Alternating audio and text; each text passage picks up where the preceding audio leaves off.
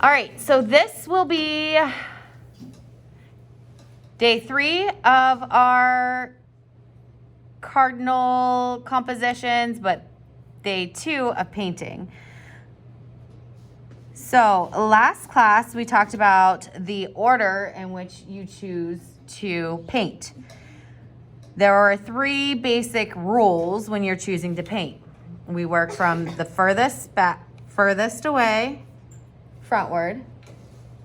Can you even see my hand over there? So far away, frontward, from top to bottom, and from big to small. So our largest area, our furthest back and closest to the top, was our sky. Now, we kind of switched it up a little bit last class, and I said that the next area we would typically do after the sky would be our branches. However, the branches were surrounded by the sky. So we let the sky dry and jumped to what would be our third area that we'd paint, which would be the cardinal body. So we're covering large areas. Today, you will have a medium and a small paintbrush handy. And we are going to paint the branches, the beak and feet, and then black outlines and the face. Okay, so mine, you would want to finish the sky. Mine's just an example, but to review real quick on how you go about painting here, you outline and fill in. And I always pull my brush to get a nice even stroke. Can it wait until the end, please? Thank you.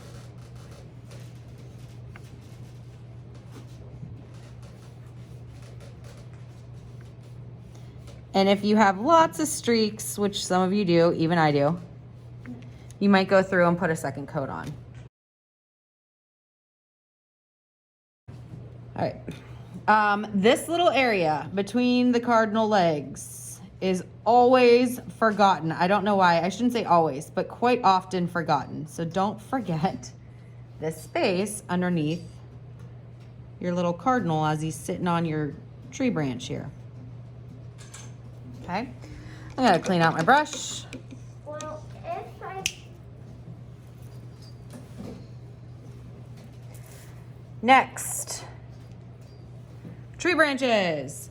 We're gonna use this tan color brown I mixed up. I'm hoping that it's opaque. So what I mean by opaque, do you see how streaky this red is and how streaky the blue is? That means that it's somewhat see-through or translucent. I really am hoping that this brown is not. Ugh. I tried, guys. I even hand mixed it. Well, it's better than the other colors. So basically, I can use the thickness of my brush here to almost completely cover that branch. Let it spread out. If I need it wide, I'm gonna put a lot of my brush. Do you see how it's like almost flat and being pulled behind? Boom. And as it gets thinner, I'm just going to pick my brush up some.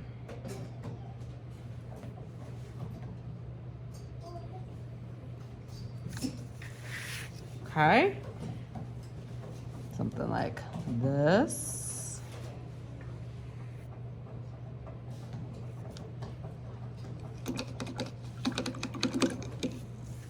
All right, let's pretend I did all the branches. I'm kind of like ignoring the bottom of my canvas or my painting here. We said the beak. Now I have a small brush.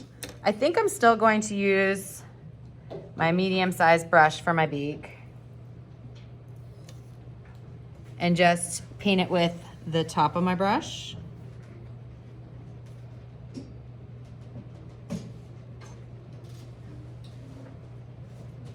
My feet, you may very well want to use your small brush for your feet.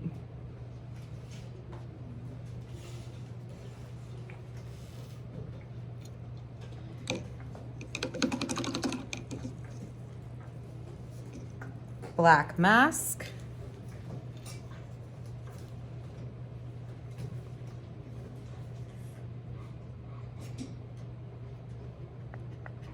Mrs. Shirtle, you went right over the eyeball. Yep. Sure did. I'll show you why here in a few minutes, but we have to let this mask dry. Now it looks all.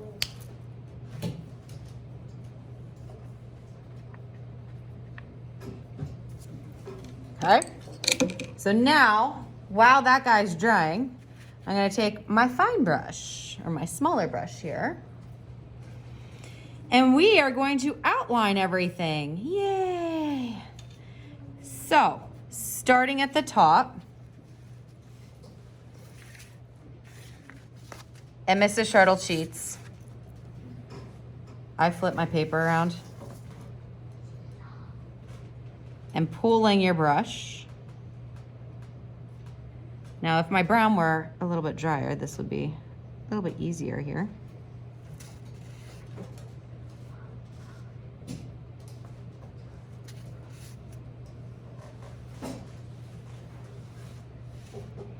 I'm gonna outline all my branches.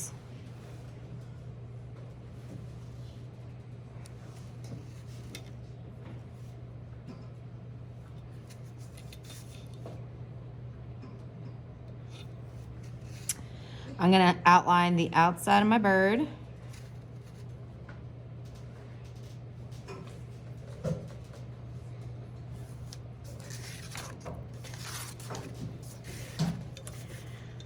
Areas that get often forgotten are the outside of the beak here. A lot of times kids overlook that.